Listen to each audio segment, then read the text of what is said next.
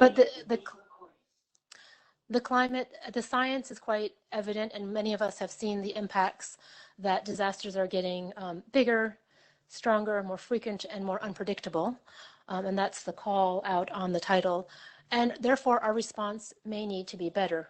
Also, as the emergency relief coordinator, and in his desire for 2020 is that we have better humanitarian action this year. So we've put together a panel that will address this issue. And I just want to frame it a little bit in the sense that when we are talking about climate action for humanitarians, we could perhaps think of it in three different buckets, as you want to call it. One is what we're doing as an organization, our own environmental footprint. The second is how it influences our programming. And the third is how we influence political action, development programs, so the advocacy part. We have speakers that will represent a little bit of each of those buckets, but you'll also hear through the presentations how they're all actually quite interrelated. In the room, we have Andrew Harper, who's UNHCR's Special Advisor on Climate Action, Catherine Vag, the Environment and Climate Change Advisor from the International Committee of the Red Cross, Bruno Jacum, a fellow at the Geneva Center for Security Policy, and Tessa Kelly, Climate Change Coordinator for the IFRC. Online, we have Harjit Singh, who's the Global Lead on Climate Change for ActionAid. I'll give you more information about the speakers as I introduce them. But first, I want to start by offering kind of setting the scene panelist, Andrew Harper. And those of you who know Andrew, he's UNHCR's newly appointed, special advisor on climate action.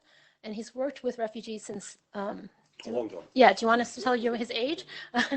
When he worked in Turkey during the first Gulf War with the UNHCR, and more recently, he was the UNHCR representative in Jordan when there were more than 500,000 Syrian refugees present in that country. I'd like to also cite that he used to work for the United Nations Office for the Coordination of Humanitarian Affairs as head of office in Sumatra following the 2004 tsunami, and as chief of staff for the UN Recovery Coordinator in Aceh in Indonesia. Without further ado, I'm going to give you the floor. Okay, thanks, Wendy. And I think one of the important elements was that you mentioned that the emergency coordinator was expecting that something happens in 2020. So if you look at the introduction, it says climate crisis and humanitarian action, bigger, faster and better. I don't think we've got a choice. We have to go big, but the only way which we can go big and effective means we have to be smarter and we have to be simpler. And when we talk about simpler, we have to look at what are the initiatives and projects which communities, local authorities and governments are already putting in place. So it's no use coming up, each one of us coming up with bespoke solutions, looking to increase our own profile, because what we're being faced here is something which is so much bigger than any of us or all of us combined. So I think that the title is very much appropriate. We need to be looking at humanitarian action bigger, but when we talk bigger, we can't be talking about replanting 100 hectares or looking at 1,000. We need to be talking about 100,000 hectares or hundreds of thousands of square kilometres. How do we actually make a significant seismic change in the way in which we work, in the way in which we think? And if we start thinking differently, we've got no choice but to be thinking collaboratively. And when we talk collaboratively, it's not just being within other humanitarian echo chambers. It means that we've got to be forcing the development actors, the peace building and security elements, and the private sector. So we have to be looking, what is the sweet spot across all the key stakeholders?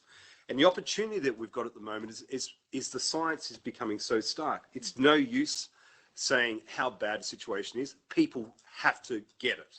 There's no room now for climate deniers. There's only room for climate action.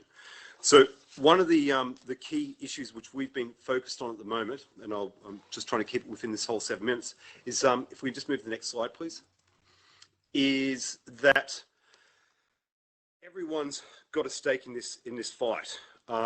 Climate, food insecurity, threat to livelihoods, competition over resources, governance, corruption, challenges over social and physical infrastructure, which are education, healthcare, fragility, migration.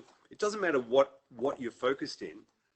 we all have a stake in this. And so whether it's be on extremist groups, whether it be on refugees, whether it be on education, the impact of climate is going to impact all of us. So we have to have a common data set, a common understanding of what this all means. Next, please. I'm winking and twinking and this is just and I showed this at the Humanitarian Network a couple of weeks ago. But this is a map on my wall trying to figure out what the hell's going on in the Sahel. Everyone has got their own data sets. No one is contributing to a common set of a set of excellence.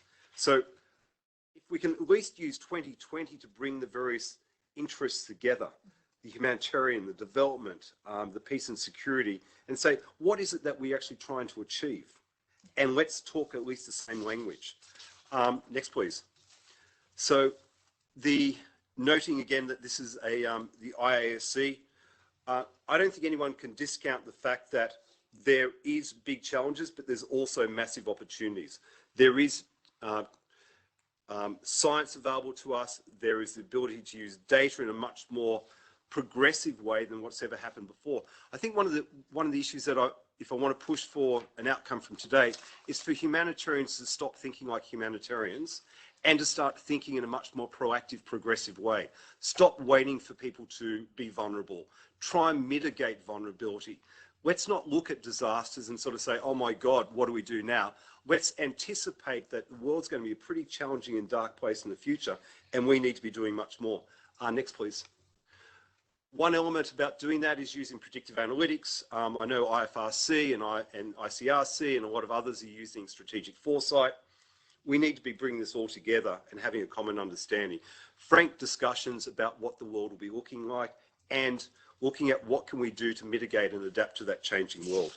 Next, please. That being said, there are opportunities. I don't believe that there's a lack of funding out there. I don't believe there's a lack of goodwill out there. What there is a lack of is a collaborative approach with projects which can make a difference, as you mentioned, bigger, faster, which can be managed and which can make a difference. And this is where we have to be not looking at ourselves and sort of saying, UNHCR has delivered this, or OM's delivered that, or WFP. What have we done in order to deliver a better outcome for populations? And we've participated in that.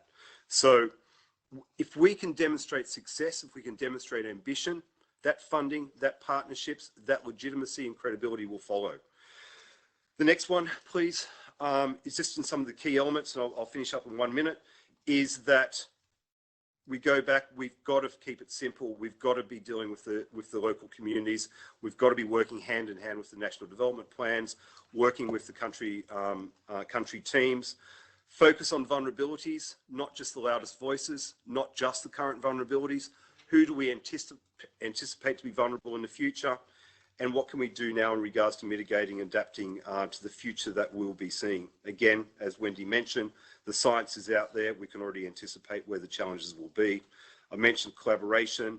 I've mentioned the divide, the collapsing the divide between scientists and communities, and and our own community.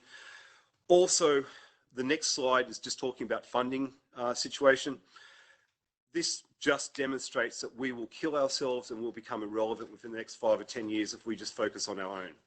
We have to be much more collaborative with the development actors, with the private sector, and using the resources which are available out there to make a difference, not just going back within our own echo chamber and saying, we are the ambulance chasers, or we are the ones who can make the most impact.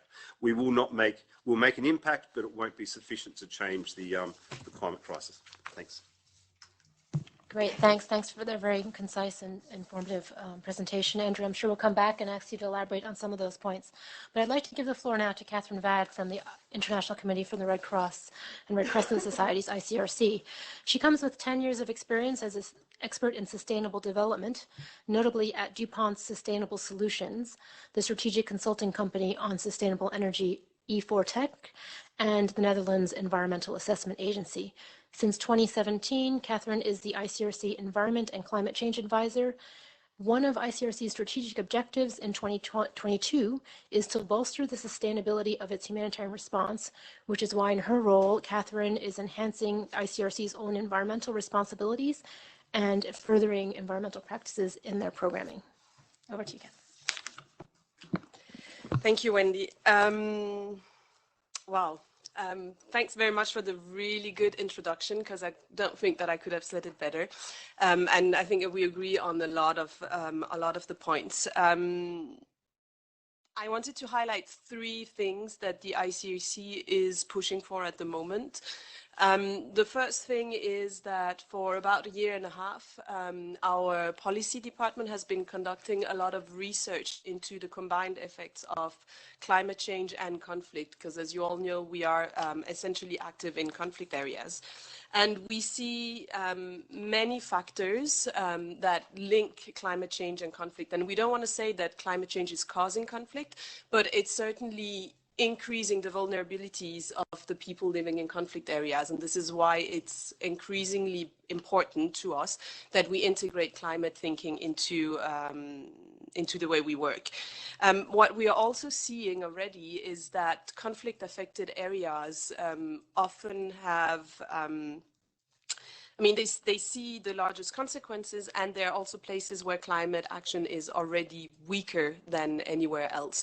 So there's also a large duty for us to call upon the fact that we need to have stronger governance on how do we fund climate action in areas where governance is weak, where we know that impact will be very important. So talking about predictive, talking about not waiting for people to be even more vulnerable, I think that we're fully aligned on that, and that is really one of the key areas that we want to push for. We've obviously been looking internally at our programs. What are we doing? Are these programs adapted to the change in climate or the climate change consequences that we are seeing out there? It's a really hard question for us to answer at the moment. Obviously, we've seen adaptation to some of our programs, selecting better seeds, drought-resistant seeds, for example, when we conduct agricultural programs in the field, is become a new normal for our agronomists out there. So many people have over the years adapted slightly their programs. Now, I believe that we will need to take a much larger step in adaptation if we want our programs to remain relevant, because we will see harsher and harsher conditions out there. And so this is really the place where we're sitting right now, is having these really hard conversations internally around what is a relevant humanitarian program in 5 years from now. What can we predict? What do we know about the science? What can the science tell us today? Very locally or regionally, to make our programs much more climate smart. We have a fantastic collaboration with the Red Crescent Climate Center, hosted by the Federation, and that's where we are already seeing at least a cross-agency collaboration. Now, we could do a lot more and a lot better with private sector as well, and it's also part of one of our institutional strategies, by the way. A last point that I want to emphasize, you also said it, is looking at our internal footprint. All of these buckets are intrinsically linked. And just to give you one example of that, back in 2017, the ICRC conducted a carbon footprint of its organization. And what we saw is that 50%, so 50% of our carbon is emitted during the phase of production of all the products and all the food that we distribute. Then we have roughly, more or less, 3 buckets that are equal at 15%. That's our internal logistics, the trucks and the cars that we have to drive our products, but also our people around. Our flights, obviously, and the consumption of diesel and electricity in our premises. And I want to highlight this because we've decided to tackle, in the first place, the question of energy. We want to make sure that we reduce as much as possible the greenhouse gas emissions related to our own energy consumption.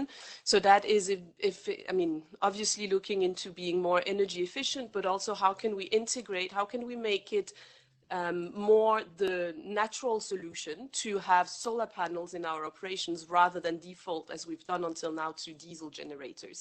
So we are really looking now into our processes, but also into how can we get some seed funding to actually start systematizing a lot more renewable energy within our operations. But that will only take us this far, at best 15%, but that would assume that we are zero emissions from our energy, so that would be quite ambitious already.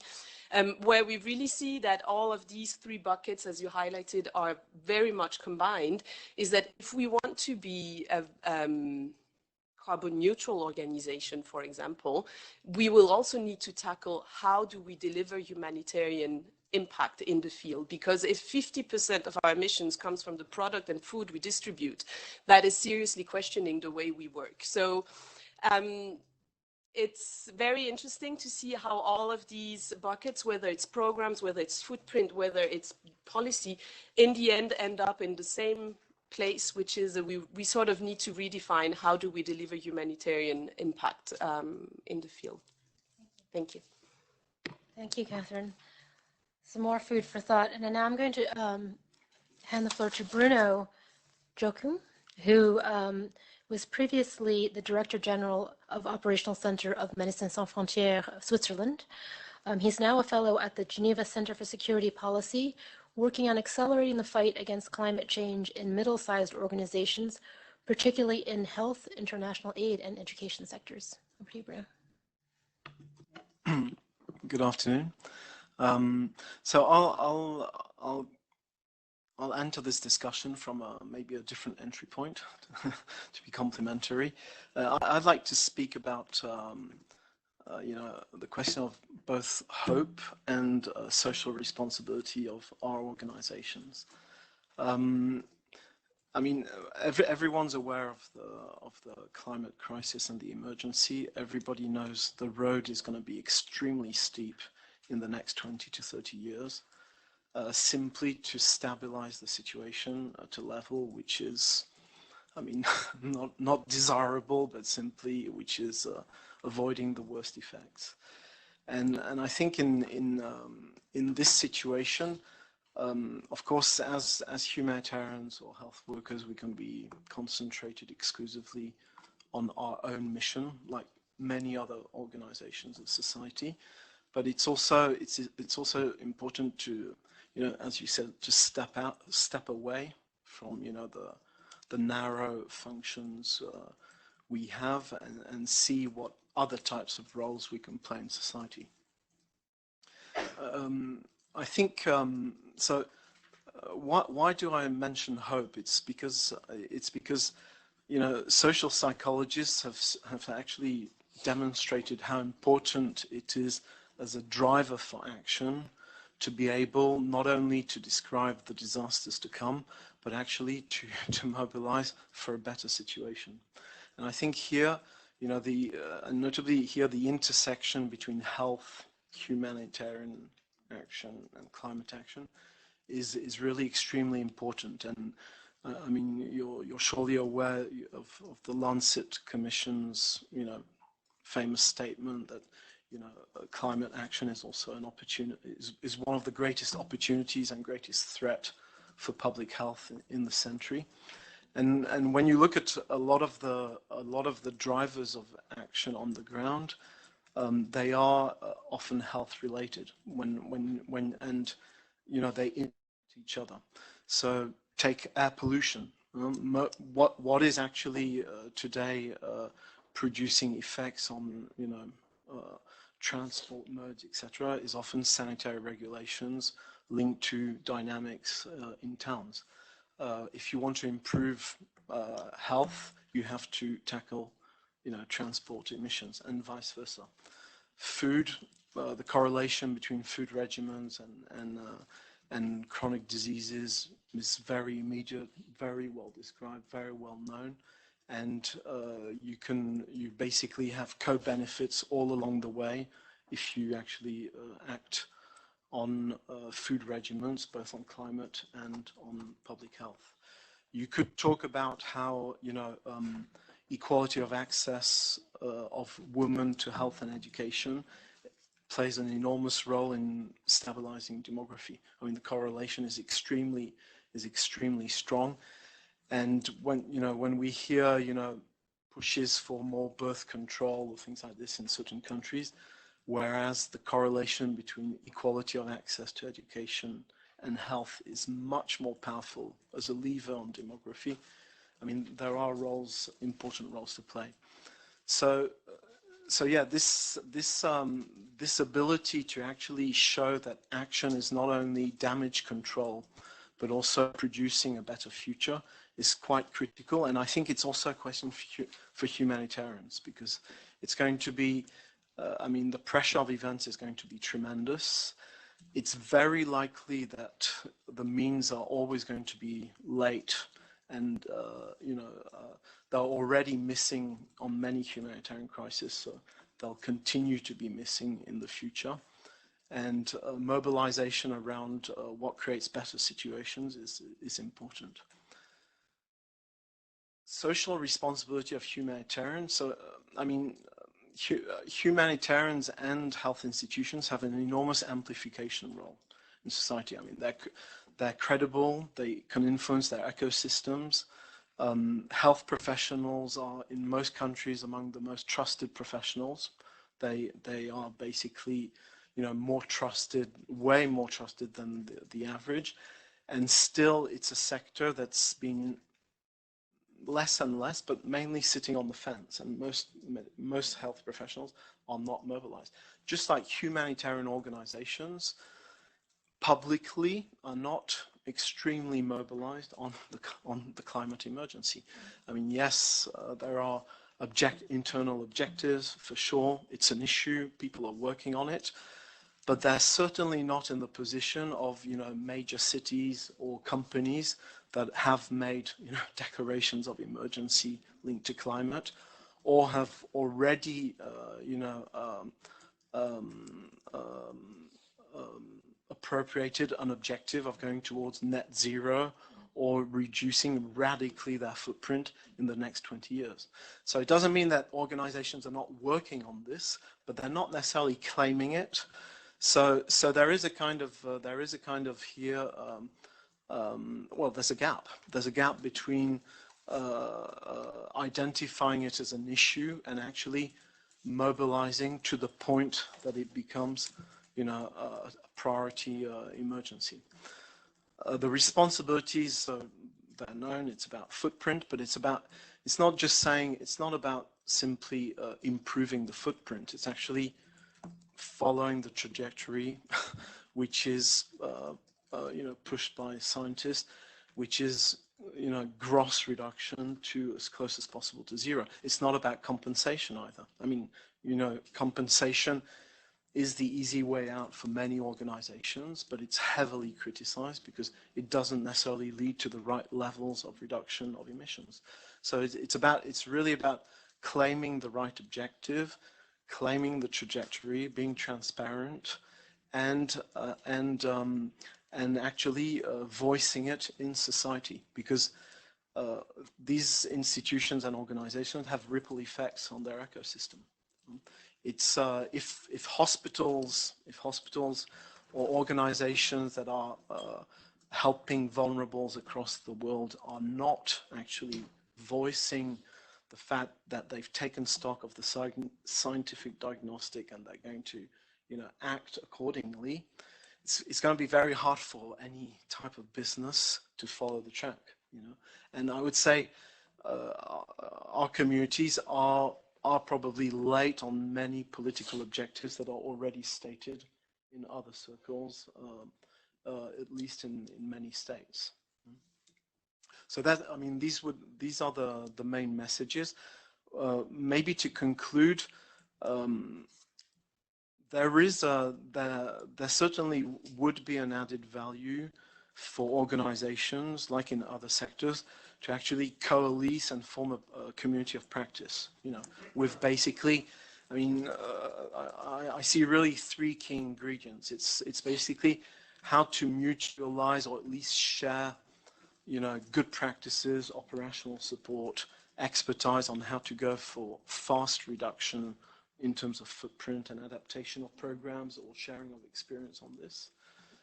It's how to, really become a champion in the ecosystem. So what a champion means is that you're not focusing only on your own footprint, but it's the whole ecosystem. I mean, all organizations are part of platforms. They deal with suppliers, they have staff, they have beneficiaries, etc. So it's about influencing the ecosystem. And finally, forming a real community of practice where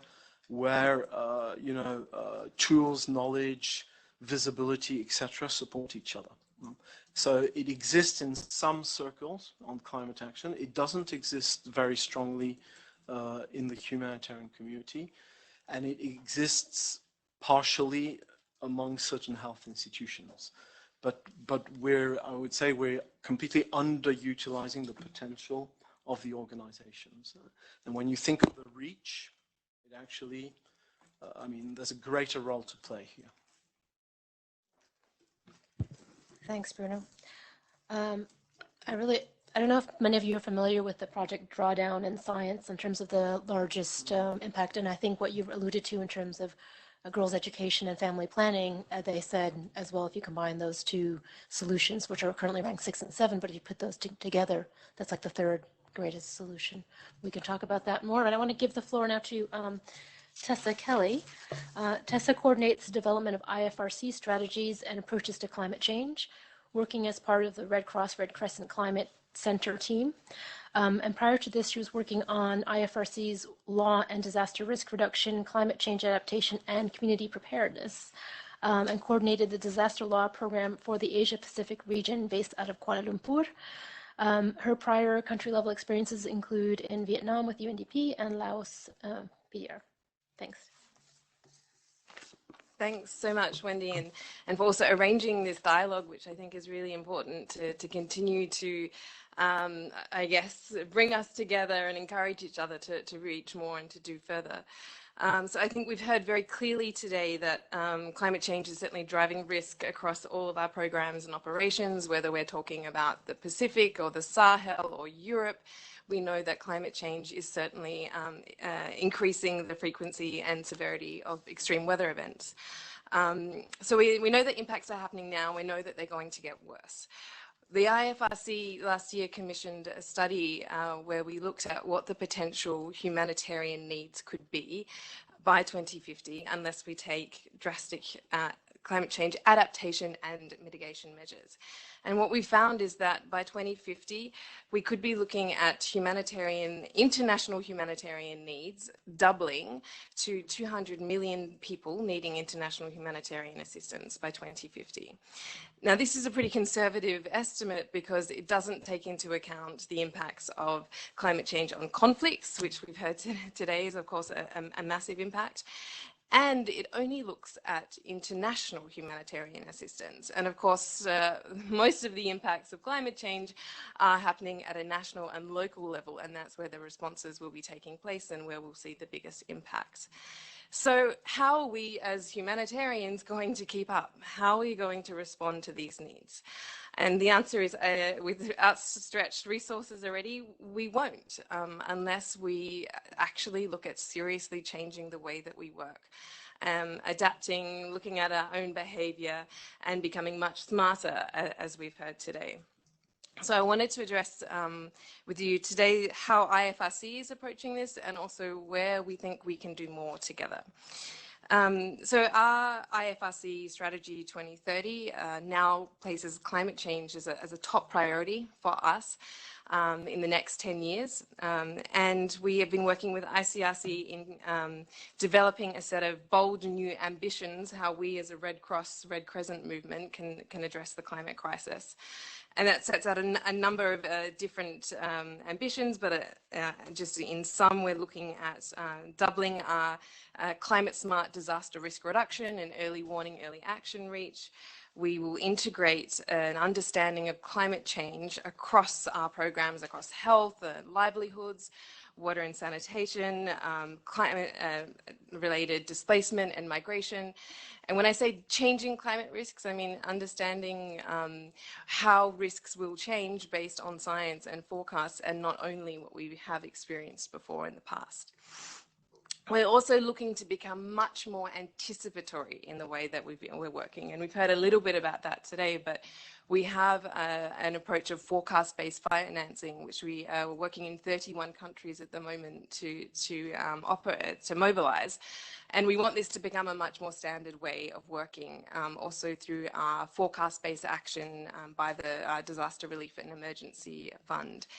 What I mean by this approach is basically using forecasts and risk analysis for a trigger to act instead of waiting for the impacts of disasters. And the typical humanitarian way of working is react based on needs after impacts. We want to change that so that we're acting much more ahead of impacts and thereby reducing the impacts of extreme weather events.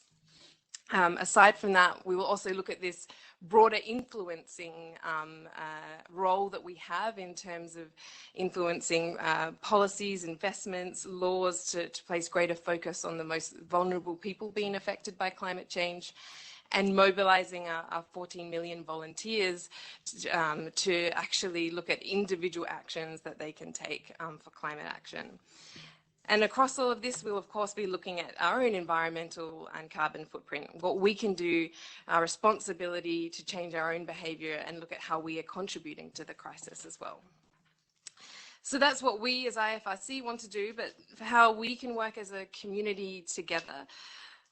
Yes, I think we need to look seriously at the way that we work and how we are contributing to unsustainable practices and feeding the climate crisis. But I think as a humanitarian community, we need to look primarily at where we have the strongest impact. What is our core work? And that is really around working with and serving the most vulnerable people who are being affected by the climate crisis. Hazards will increase, but the impacts of those hazards will depend entirely on exposure and vulnerability of people. And this is where we are working on a daily basis, working with people to reduce vulnerability and exposure. And our work in doing this will become only more important. So a few key suggestions. We can look at screening our programs to understand how climate risk is affecting all of our work, no matter what sector we're working in. We can make our approaches much more anticipatory by using weather forecasts, seasonal forecasts, climate change projections, and identifying triggers for action that are not on impacts. We can work in partnerships, and the Risk-Informed Early Action Partnership is one that we're quite excited about in terms of bridging the climate development and humanitarian fields together. And I think, as sort of building on what Bruno said, I think we can use our collective voices, our trusted humanitarian voice, to really demonstrate how urgent climate action is and how people are suffering now. It's not an issue of 10 years down the track. Impacts are now, and funding, resources, attention must be placed on the people who are most vulnerable today. Thank you. Thanks, Tessa. I'm now going to hand the floor to Harjeet, who's online. Hopefully we can have his image back. Harjeet Singh is the global lead on climate change for ActionAid, based in New Delhi, India, although now joining us from Tanzania. He supports countries across the world on climate change policy and advocacy. He's a global expert on issues of climate impacts, migration, and adaptation. Previously, he managed disaster resilience programs and preparedness work in Asia and the Americas, and had led the tsunami response program in the Andaman and Nicobar Islands for ActionAid India several tsunami veterans in the room today. Do we have Harjit? Can we unmute? Yeah, hi. Can you hear me? Can you see me? Yes, perfect. Go ahead, Harjit. You have 5 Okay. minutes. Thank you. Thank you very much for the opportunity. And as you can see, I'm one of you, so very much from the humanitarian community, although I've been following climate negotiations since 2008. So I'm going to share my experience that connect both humanitarian and the climate community. I'm going to talk about 3 things. And thank you very much for all the presenters for their inputs, and Andrew for setting the scene. My first point is that I think we should all recognize that the experience of humanitarian community is very valuable as climate emergency. What we call climate emergency on the outside, that's what we call humanitarian action. And believe me, right from the day one when I started working on the issue of loss and damage, which is what climate emergency in UN parlance, we said it is a humanitarian issue. And humanitarian community should step in and start engaging. But for various reasons, we did not see engagement of humanitarian community as much on this issue of loss and damage. And that's how it is defined. So the kind of experience that humanitarian community has, be it relief, distribution, recovery, rehabilitation, it is much more needed now than ever. Of course, the scale is going to be much, much bigger, as Andrew mentioned in the beginning, and I just highlighted. So it's extremely important to first recognize that how much we can offer in this scenario. Just look at the case of displacement and talk about some numbers. We know that more than 16 million people were displaced in 2018 by weather-related disasters. And there was a latest study which says that now 183 million people more are going to be affected in just a couple of countries like Bangladesh, India, Vietnam, Indonesia, and Thailand and China. So the number, every study that we are seeing in the last few years is only coming up with even more starker predictions, and which is painting the picture much more grim. There is a whole issue of permanent relocation. So when we talk about issues of sea level rise or land not being arable at all, we're going to see people being relocated permanently. And that's where, again, the experience of humanitarian community is going to be extremely useful and valuable. Similarly, we talk about if people are going to be relocated, how do we understand their rights, what kind of support they need? All the experience is going to come from this. Second point, again, Tessa was talking about new risks. Let me build on that. This is something that I've been saying for the last few years.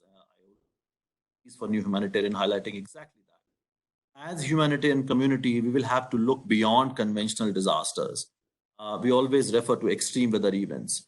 In our definition, slow onset event means drought. But if you look at the description or the categorization that climate community has done, we talk about other kinds of slow onset events, such as sea level rise, increasing pace of desertification, glacial melt and retreat. We talk about loss of biodiversity. Some of these challenges, which are major stresses and are going to be turning into shocks, are not included as part of our daily vocabulary. I think this is where humanitarian community has to go beyond its, if I can say, comfort level and start looking into some of these new challenges as well. For instance, IPCC report recently that came out in September 2019 said that sea level is going to rise by 1.1 meters now, which is 10 centimeter more than what was predicted earlier.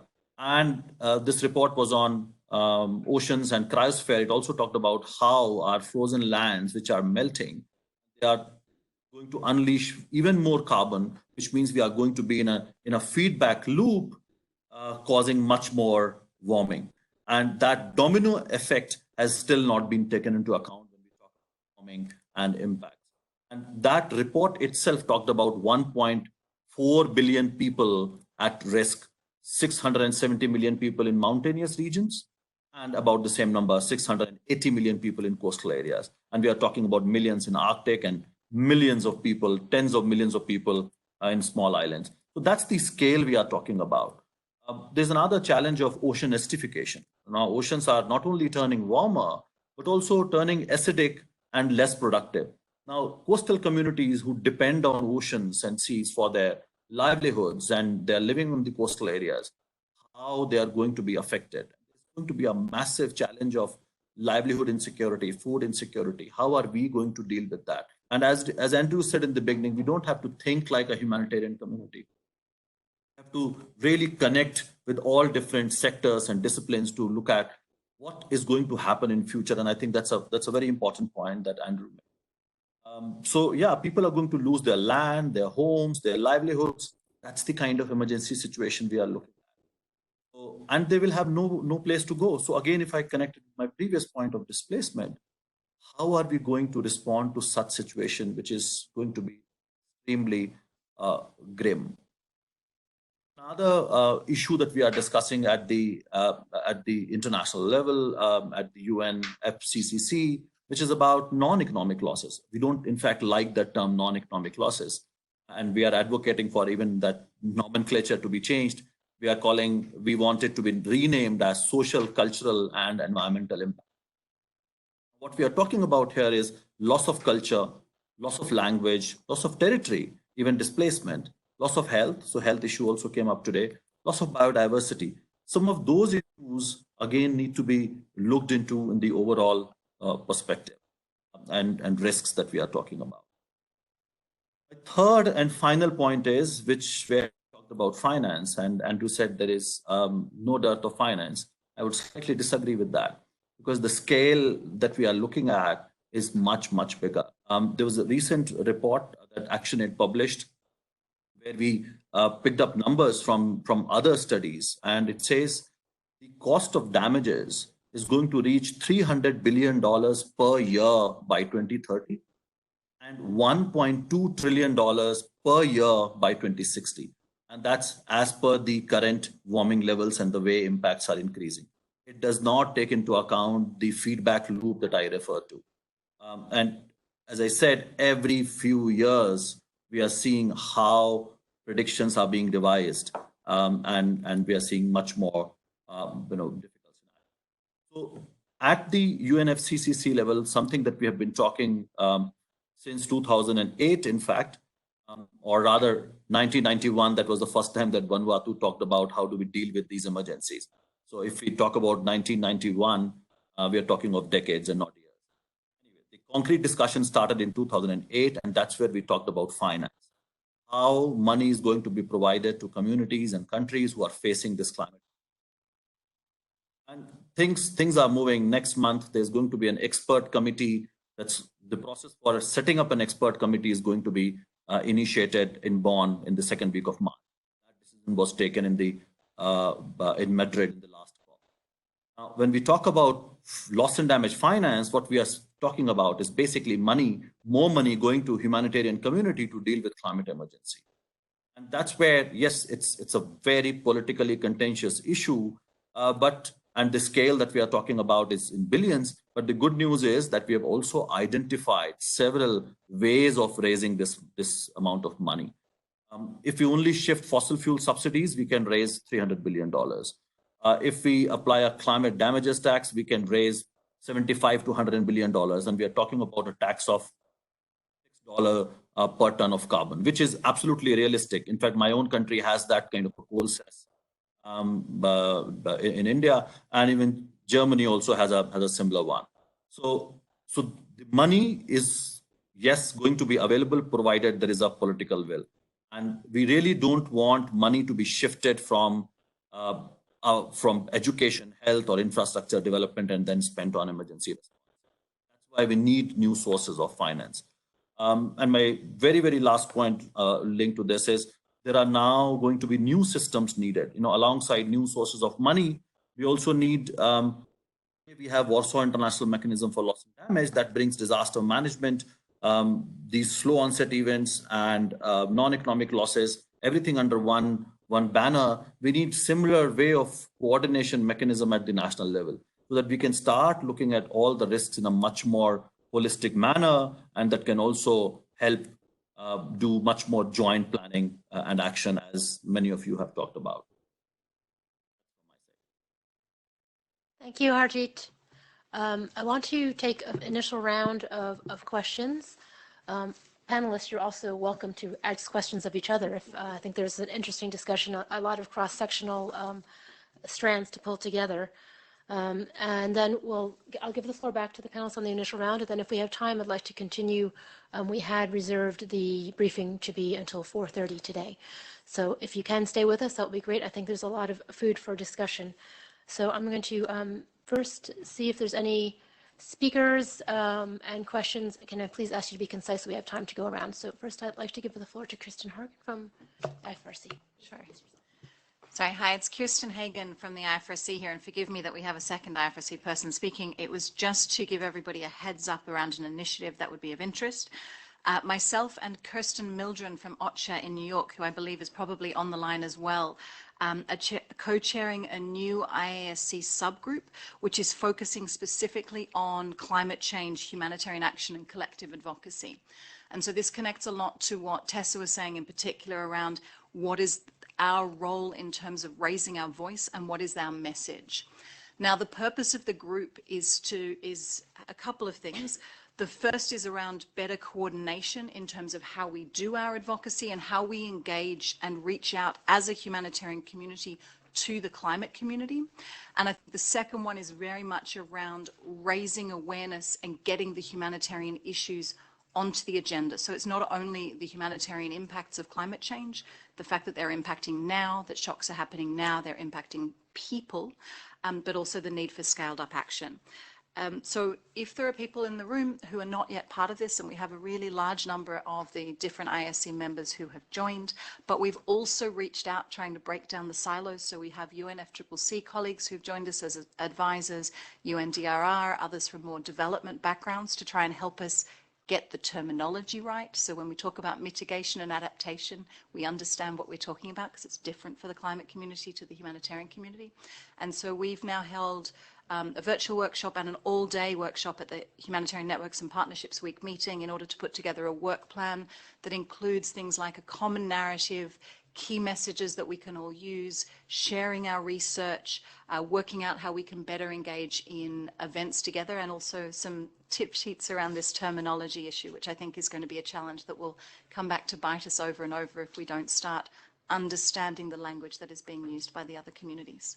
So thanks, and I'm happy to answer any questions about that afterwards because we have much more interesting speakers to ask questions of now. Thanks a lot. Thanks, Kirsten. I have a question in Geneva here. Yes, thank you. I'm Elise Buckle, and I'm advisor to the UN and Director of Climate and Sustainability. Great to see so many friends in the room. And well done on this initiative, because we're also trying to break down these silos from the climate side. So this is a very welcome initiative. So just to say also that I think we are actually already now in a planetary emergency, and this is not only climate, it's also a biodiversity crisis and a human crisis. So I think it's great if we can actually connect the dot between the climate agenda, the more humanitarian or people's agenda, and the nature agenda. And people say that 2020 is going to be the super year for climate, people, and nature. It could also be the last year for us to change the course of history and to really make the future livable for human beings. So I think we do need to work around this idea of radical collaboration. I liked what Andrew said about joining forces, thinking of all of us as being part of the same team, as if we were working in a big open space for the planet and for people. And so, of course, there is a lot of fear around this planetary emergency and what's happening with the fires in the Amazon in Australia. But the question is how we can also transform that fear into hope and action, because there is also a lot of hope in terms of the solutions. We know what the solutions are. Reforestations or mangroves are good for carbon sequestration, for resilience, for disaster prevention. And the action, I guess we need the political leadership and the finance to scale up these solutions.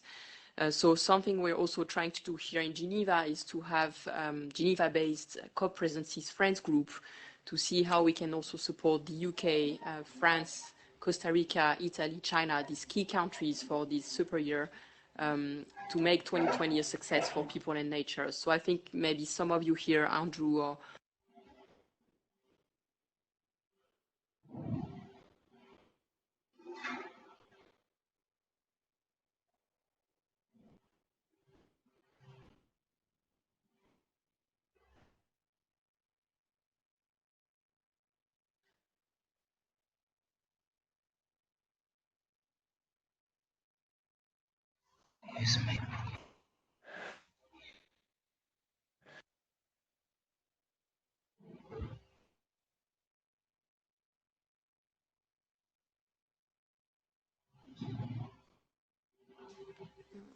Okay.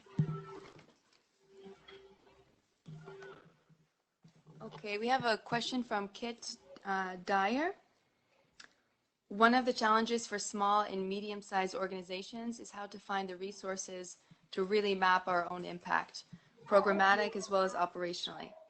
We definitely have the will, but aren't very well clued up on how. As Bruno says, collaboration is the way to go, and the recent EHAN meeting offered some mechanisms for that. So there's a comment here.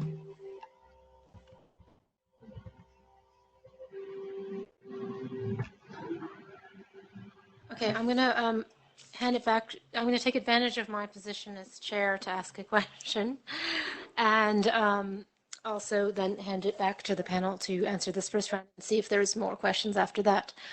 My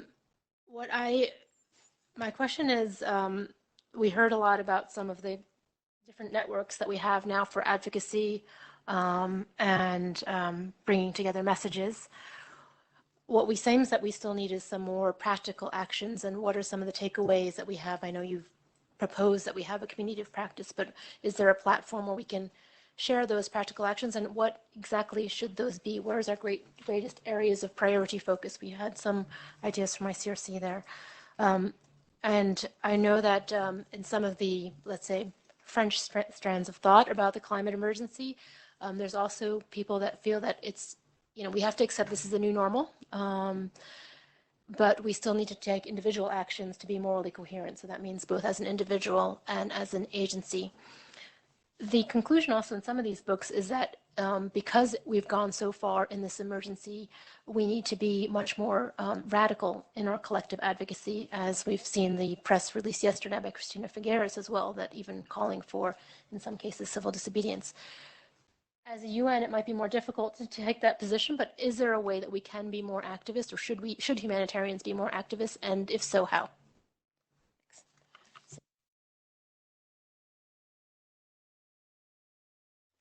I think we do have our own. Yeah, Andrew Harper here. I think we do have an echo chamber here in regards to, like, there's nothing which is being said which I think any of us can disagree with. I think it's about how do we then enlarge the engagement.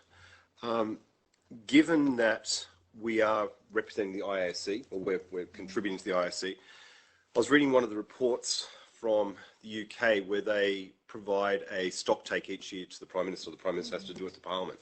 Wouldn't that be also something which we could encourage the various agencies, members of the IASC, to provide a stock take about have they moved the dial in the right way in regards to their operational footprint, their own carbon emission footprint? What are they doing to collaborate with other agencies? Taking on board Kirsten's, the subgroup, could we be looking to share best practices as a result of this meeting? Because one thing, and it's not just UNHCR, I think we're all basically revamping, reinventing our own environmental climate action, because whatever we've done in the past has not been sufficient. So we have to ramp it up. We're all basically failing, so we have to reinvigorate ourselves. So I'd be looking to look at best practices to see what has MSF done in the past? What has the French embassy done in the past? Like it's not that we are the know everything. We need to learn from each other, then start holding ourselves accountable. How does IFRC start saying to UNHCR, well, what have you actually done the last 6 months? You've got this climate action special advisor. What have you done? So I think that it's an issue of accountability. We cannot just waffle along as the UN normally does and attend seminars and conferences and write reports when the same reports have been written year upon year. We need to be able to say, this is where we stand at the moment, this is where we need to be by the end of the next year, and so forth. So I think setting markers for each one of us and then collectively is going to be incredibly important.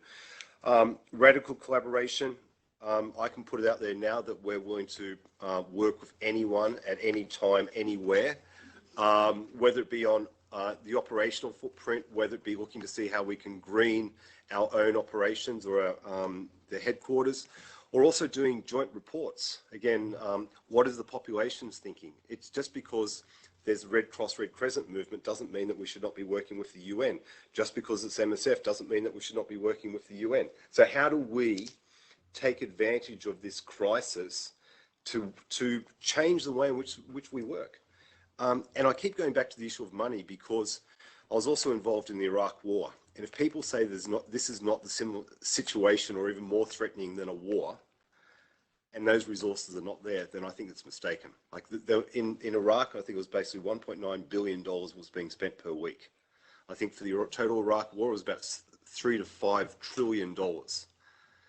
So can we at least sort of say that this is as important as the Iraq war? So I challenge anyone to say that there's not the resources available. It's the prioritization of that resources, and it's a recognition that this is as important as what I think it is.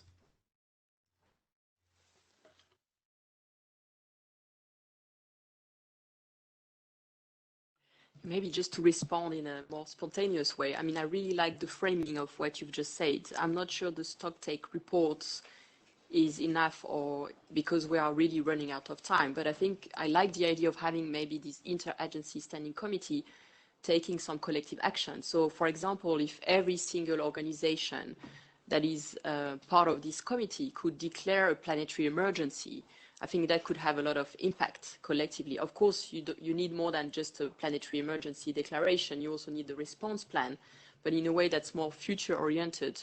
And if all the members of this task force could do that, it could have an impact also on policymakers.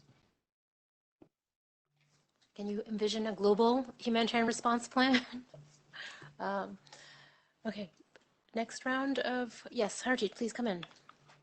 Yeah, just to respond to your point, I totally agree, and thank you very much for saying it was a bit unexpected coming from this meeting.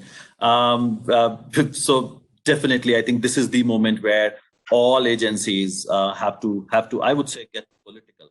And this is something, again, I have been noticing that humanitarian community is not as political as it needs to be. To engage at the national level, to engage at the international level for various reasons. I think, but this is the moment where we have to really challenge. And as Andrew said, it's not just about money not being available, it's about the political will. So if political will is the problem, then we also have to get political in our approach. We have to challenge the system, why money is going to all other places, but not responding to planetary emergency. And on your second point about what we can do together, that was exactly my third point.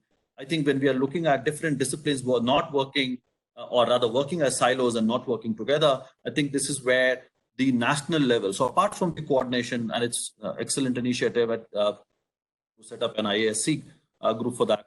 I think what we also need is national level systems, and that's where we need to really join hands. And as I speak, we are already doing that in the climate community. As big organizations, because we have presence in several countries, we have already started exchanging our plans, and where we have presence in different countries, we're already talking about coordinating actions at the national level, because just to let you know that Bangladesh as a government is also planning for a national level mechanism on loss and damage, but it's taking such a huge time, which means that we as civil society, as UN agencies, as Red Cross systems can be far more agile and set something up and let governments follow.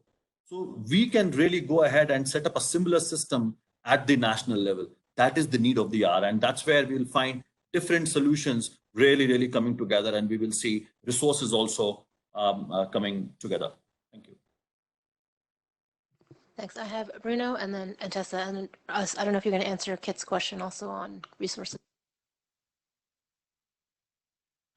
Yeah, I see different things, different actions. I mean, the first one is I think humanitarian organizations shouldn't apply, the principles of neutrality and impartiality, or the classical principles, to actually, the climate crisis and speaking about the causes. I think it's very valuable for humanitarian organization to keep away from, political factors in conflict and keeping neutral. But when it comes to climate science, climate diagnostic, the causes, etc., it's simply non-applicable. And I think still a majority of organizations are relatively shy around what to say of the causes and therefore what are the implications. And I think actually working on whether it's a policy paper or a reflection paper, actually to really brush it aside would be helpful, because it would free quite a lot of organizations on what I view as a misconception. Second is, I think it's the importance of being exemplary. So it's been said many times, but being exemplary means it means the deployment of solutions at scale in the organization over a period of time.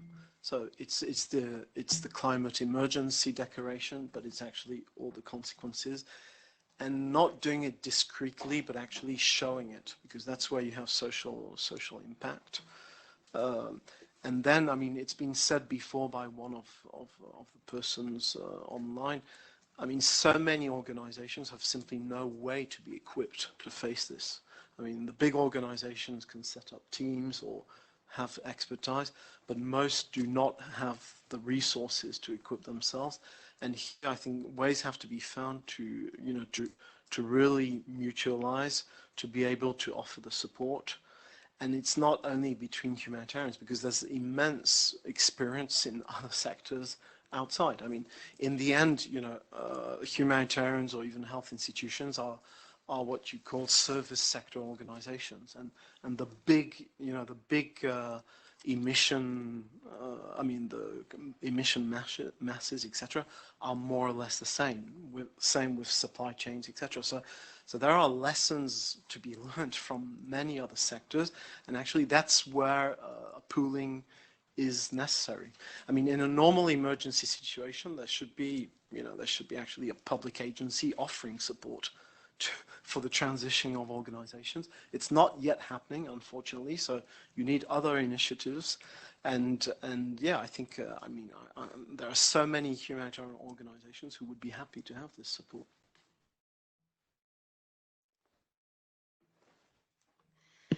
Thanks. I think just to answer quickly on the resources question in terms of what we can do in our own practices, I'm sure, Catherine, you have a lot more to say as well, but just wanted to draw attention to the environment and the Humanitarian and Environment Network, the EHAN network that exists that has a lot of really good resources and tools. The Red Crescent has a Green Response working group with a lot of tools as well that can be shared. So I'm sure you'll probably build on that as well. But I think in this sort of bigger question about how we as a humanitarian community engage in the sort of political debate on climate change, is a really crucial one we need to discuss, and I think you're right. We need to step up. I think it's now a humanitarian imperative that we become more vocal and stronger in what we say. But I also think we have to look at where we bring the greatest perspective and evidence, and I think that is from explaining what we're seeing in the ground and explaining how we are struggling to meet the needs, and how that will continue. And we know that there is $100 billion US dollars that's meant to be going towards addressing climate change, from donor states to the more developing or climate vulnerable states. And where is that funding going? I think we have the responsibility to draw attention to what we're seeing now and to call for that funding, that especially in the adaptation side, to be balanced with the mitigation side, and to make sure that it's going to the local level, that it's going to people who are suffering the most. And this is where I think engaging in the dialogues and in the processes that Hajit was explaining as well in the UNFCCC, and bringing these dialogues together between the humanitarian and climate and development, will be essential. We have to sort of bring forward our expertise, our evidence, to drive forward the change that we need to see. And I think this is where we'll have the strongest impact. Go ahead. Yeah, I wanted to jump back to Sorry, I'm Catherine from the ICRC. Wanted to jump back to the question, Kate's question, I think, online on what small and medium-sized organizations can do, and also the call for concrete, I think, action. Because I also think that, I mean, I totally agree with the importance of advocacy and the role that us as humanitarians, we need to have to be more vocal on these issues. I do think, though, that we have a huge opportunity to actually really start doing something concrete. I think that a lot of us larger organizations have done our studies and homeworks. We understand our impact. I think that this specific topic of climate change and environment is actually a topic where I have never been told by the ICRC, don't go out there and don't talk about this. So I think that we're more than happy to share the results of the studies, to share the conclusions that we've taken from them. And they can, as you said, Bruno, be reapplied to smaller organizations. So I don't think that smaller organizations have to redo those studies. I think it's more around understanding what's out there. And I believe that we're all around the table happy to help to frame that. I also think that we are at the stage where we should be sharing the best practices that we've tested. Not everything worked. Some of it is working, but should be accelerated. But I think that if we could already just share what we've all tested in the fields in terms of environmental solutions, we could get a huge step forward again. And my feel is we really need to take like these very concrete actions right now. Apart from obviously pushing for a more political, stronger political will out there.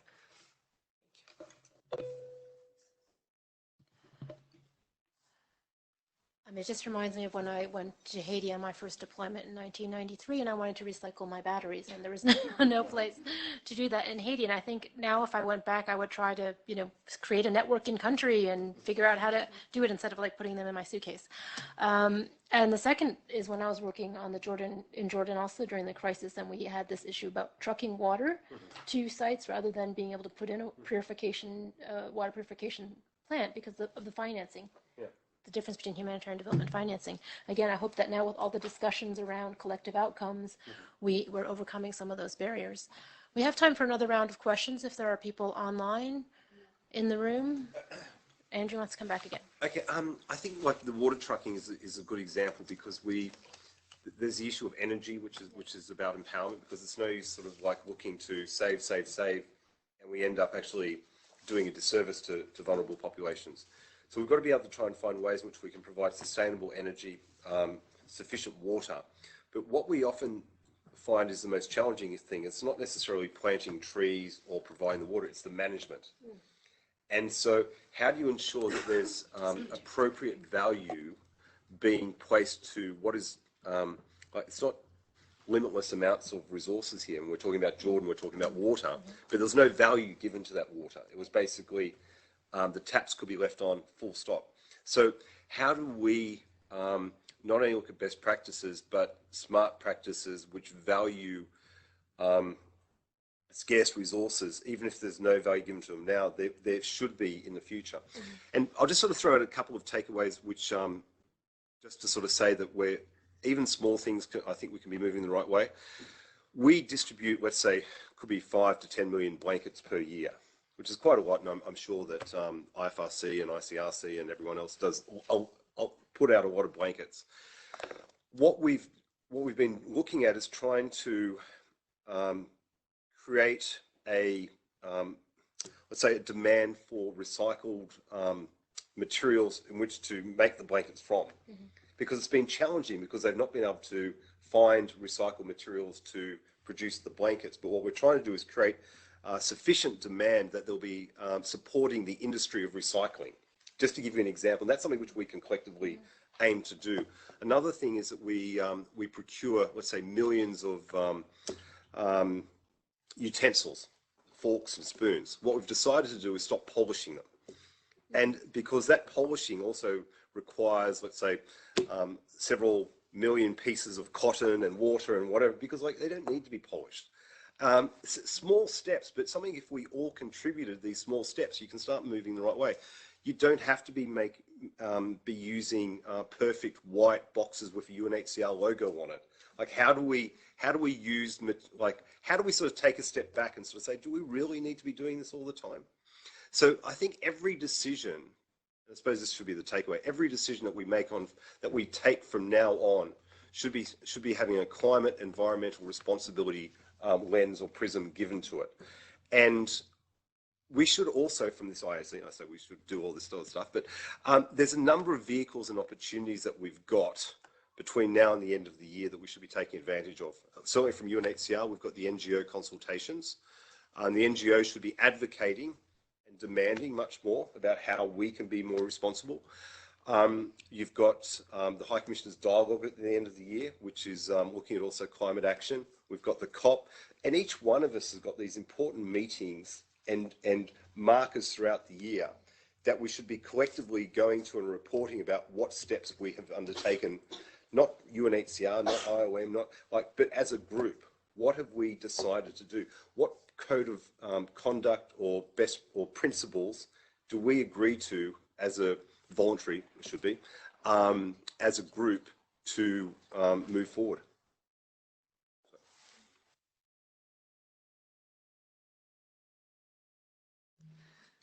So Kit Dyer says, regarding water and energy, in addition to the issue raised by Andrew, I'm a WASH person. We hate water trucking and would much prefer to put a more sustainable solution in place. However, we often get a big pushback from national governments on permanent infrastructure. Advocacy on that at a high level would be super useful. Thank you. Okay, Andrew again. And I'll shut up, but I'll just give you an example from Jordan. At the very outset of the emergency, you have to work with the national authorities and say, we hope they'll go back tomorrow, but if they don't go back, what we're doing is putting infrastructure for the local community. Because once you start putting the water trucking, then you've basically created, you've got your arms tied behind your back, because all of a sudden you've got 200 truck drivers who are reliant on providing water to this camp. And if you try and turn that off, then there's a backlash which those drivers will put against the local authorities. And I know UNICEF had this challenge at Jordan. We could provide water, but there was a challenge from the local authorities to say, there'll be a riot if you do. So from the outset, you have to say, we're going to invest, best case scenario. So it's basically a, what do you call it when you've got no regrets policy. You've got to have a no regrets policy on the provision of infrastructure.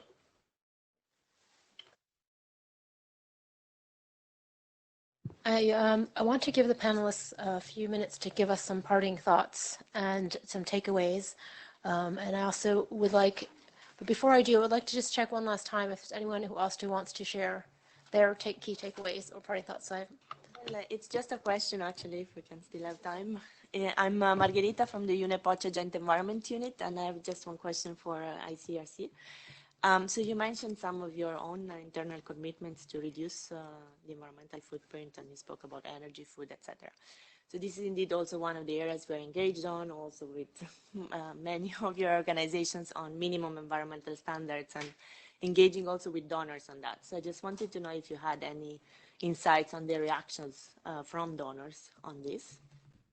But also if there are, any insights on like changes in your own internal procurement approaches and how to move away from approaches that are still predominantly based on the cheapest option and trying to also promote social and environmental safeguards.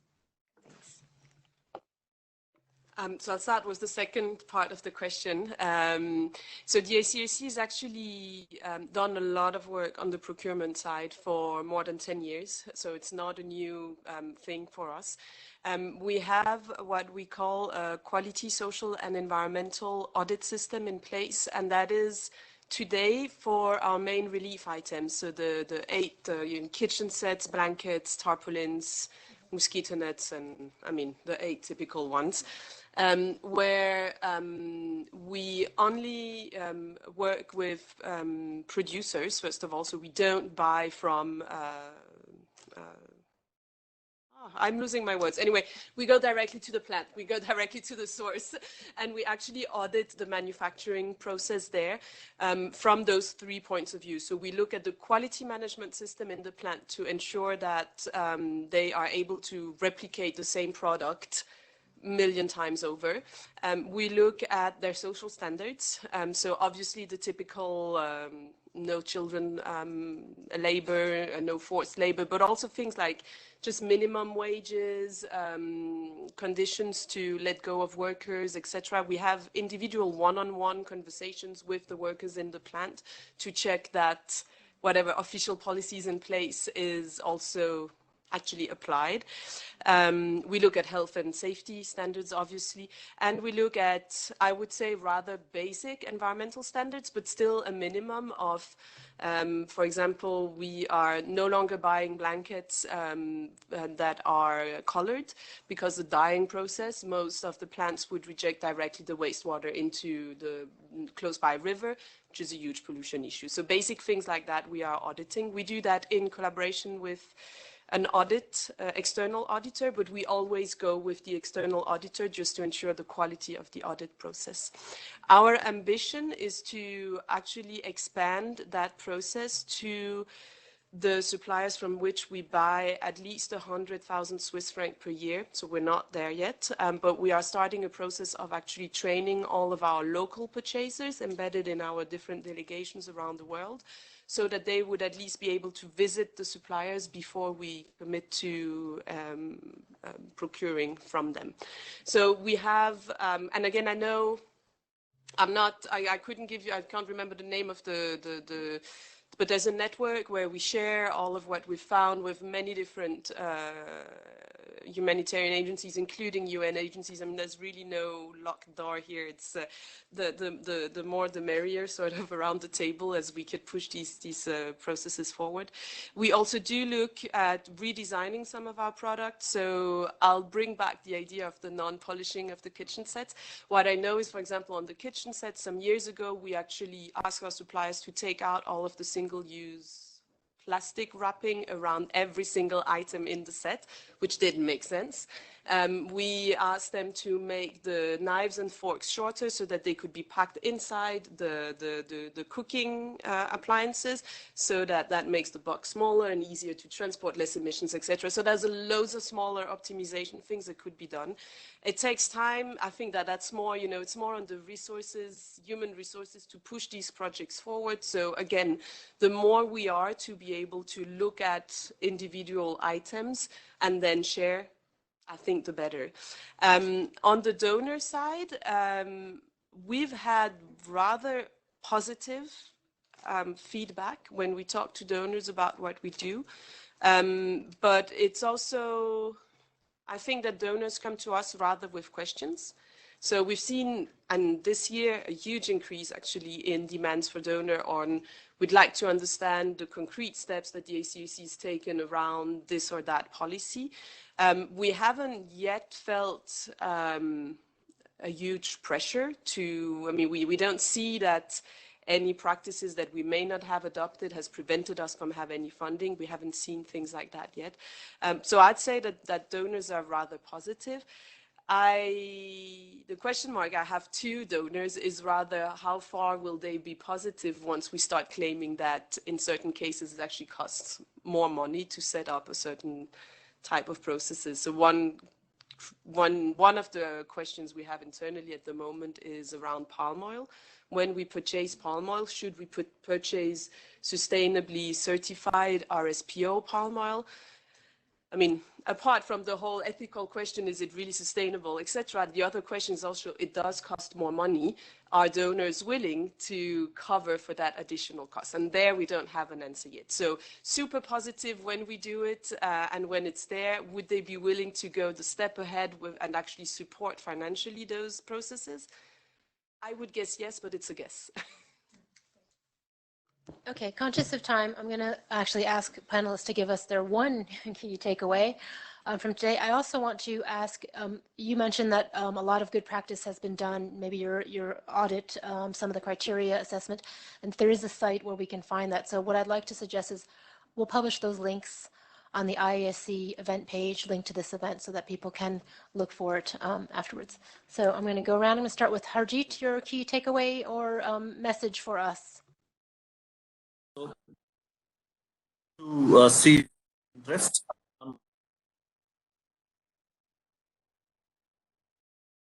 Come back to the same suggestion, I think we can coordinating our work at the level.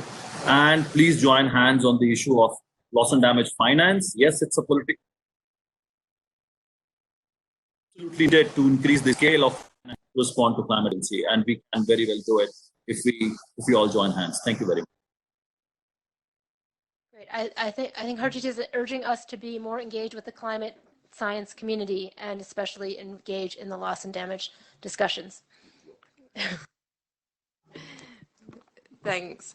I would say adapt now, and that's us adapting our own work and making it more climate smart, as well as reducing our footprint, and band together. And this is, I think, a call, also an invitation that we have for everyone is that the ICRC and the Federation IFRC last year committed to increase our climate change adaptation work and reduce our environmental and carbon footprint, and develop a charter for the broader humanitarian sector to join us in making more bold commitments. So we would like to embark on this process together and to invite others to join us in increasing the ambition of our community.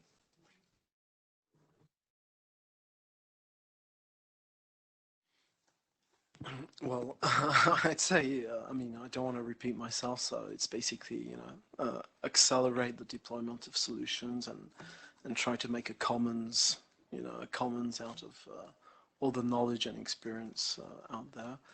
And last, maybe just a thought about, I want to go back to what you were saying at the beginning, which is, humanitarians have to accept their limits. I don't believe a single second that humanitarians can cover 250 million people affected. And I think it's also the role of humanitarians to actually say it to political leaders, because if they expect that humanitarians are just going to cover up the mess, it's not going to happen. And therefore it needs a reflection on what other type of systems can take another big part of the needs. And I'm thinking here of, public insurance mechanisms, or other systems of solidarity besides humanitarian action, which in our societies have played an immense role in simply lifting up people when facing risks. And given all the risks that are going to happen in the coming decades, you need other systems to take actually most of it, and so that humanitarians can focus on the most acute needs and prevent and adapt and anticipate.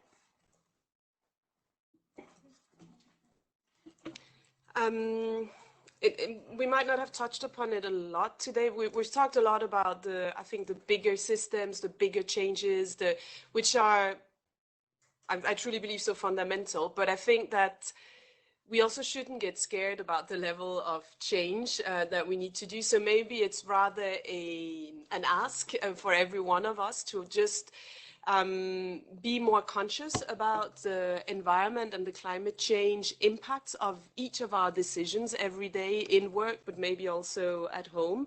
And I think that if all of us were a bit more conscious about the consequences of our decisions, then we probably would be a step closer to finding a solution to the bigger crisis. I think we need another meeting. And I'm not too sure whether it fits within that subgroup, but I think like all the areas which we've discussed have to be broken down into bite-sized chunks. So whether it be financing, using access to hedge funds, carbon credit markets, not the carbon credit value at the moment, but if we believe that this is such a serious issue, I cannot but believe that carbon credits will become much more valuable in the future. So how do we prepare ourselves for that? Sharing operational best practices, our own carbon footprints. These are all things which we can do by tomorrow. Like what are you already working on? Joint advocacy, we're looking at the protection elements for the future. Like we're looking at the Human Rights Committee decision on Kiribati in New Zealand. Like what does that mean? Who provides protection in the future? Anticipatory planning, how do we bring this all together? Like we're already doing some work within the UN, but it needs to be bigger than the UN. We need to be understanding it's not just the Sahel, what's going to be happening in South Asia, what's going to be happening in Southern Africa. So again, another meeting probably tomorrow, if that's okay, Wendy. Thanks. And again, I feel that the people that have joined us on this call are already committed to action, and I'm hoping that we have provided some tools that you can take away, both individual, agency specific, but also how to contribute to the collective. And I think the conclusion is also that we have to all be engaged more actively. It's very urgent. That also to note, just like human rights, they're not something that's decreed. We have to actively fight for them. The same thing in terms of dealing with this climate emergency. Final public service announcement from the IASC Secretariat. This briefing, if you found it interesting and you have also something else you'd like to suggest, you can write to the IASC correspondence email and we'll organize a briefing around that topic or a follow-up discussion if you want to bring a certain piece to the table. Next week, next Wednesday, we're having a briefing on the Gender Accountability Framework, same time, the 4th of March. And I also wanted to say, in addition to your list, we should also look at environmental accounting using the 3 criteria: social, economic, and financial, environmental, social, and financial. Thank you again. And thanks to who all owns the in the room. events? Thanks to Harjeet. Oh, Harjeet, did I know? Yes? Thank you. Thanks for calling in from Tanzania.